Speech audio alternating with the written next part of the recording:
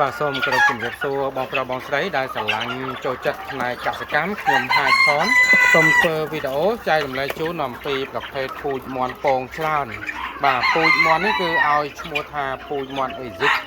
ពូជមាន់អេស៊ីបគឺជាពូជមាន់ប្រភពនៅតំបន់ព្រៃនៃប្រទេសអេស៊ីបហើយបច្ចុប្បន្ននេះពូជនេះក៏មាននៅតាមបណ្ដាព្រៃជាច្រើនបាទអញ្ចឹង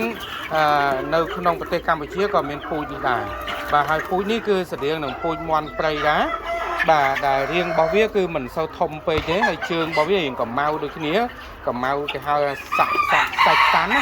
បាទហើយប៉ុន្តែអ្វីដែលប្លែកនោះគឺពងច្រើនហើយធន់នឹងជំងឺហើយធន់នឹងអាកាសធាតុហើយនៅក្នុងឈុតនេះមានអាយុ4ខែអាយុ3ខែអាយុ2ខែអាយុ1ខែជាងបាទនៅក្នុងឈុតនេះណាចឹងបងប្អូនដែលចង់បានពូជអាចជជែកបានឆាតបានបាទយកទៅចិញ្ចឹមមួយគូពីរគូទៅបានពងច្រើនណាស់បាទពងច្រើនបានពូជប្រកាសទុកបន្តឲ្យធន់ជំងឺបងធន់ជំងឺហើយធន់ក្តៅបាទធន់ក្តៅអាកាសធាតុណា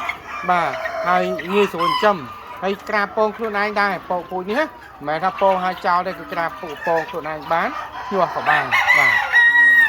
អរគុណជួបគ្នានៅវីដេអូបន្តទៀតណាបាទអរគុណ